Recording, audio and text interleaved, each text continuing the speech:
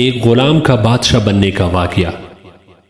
سبکتگین ایک غلام تھا اور اس کے پاس ایک گھوڑا تھا جس پر چڑھ کر وہ ہمیشہ جنگل جایا کرتا تھا، اور اگر کوئی شکار ہاتھ آ جاتا تو اسی پر گزارا کر لیتا۔ ایک دفعہ اس نے ایک ہرنی دیکھی جو اپنے بچے کے ساتھ چر رہی تھی۔ سبکتگین نے اس کے پیچھے گھوڑا دوڑا دیا۔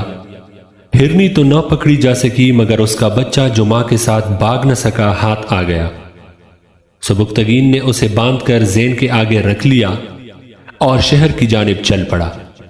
ہرنی بچے کو دیکھ کر مڑی اور سبکتگین کے پیچھے دوڑنے لگی اور فریاد کرنے لگی۔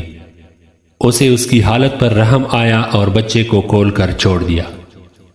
ہرنی نے دوڑ کر بچے کو لے لیا اور آسمان کی طرف منہ کر کے دعائیں دینے لگی۔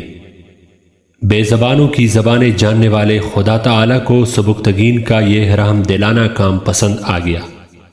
رات اسے خواب میں حضور اکرم صلی اللہ علیہ وآلہ وسلم کی زیارت نصیب ہوئی تو آپ صلی اللہ علیہ وآلہ وسلم نے فرمایا کہ تو نے جو ایک بے زبان پر رحم کیا ہے اس پر ہم بہت خوش ہوئے ہیں، اور اس کے عوض اللہ جل جلالہ تجھے بادشاہی عطا فرمائے گا۔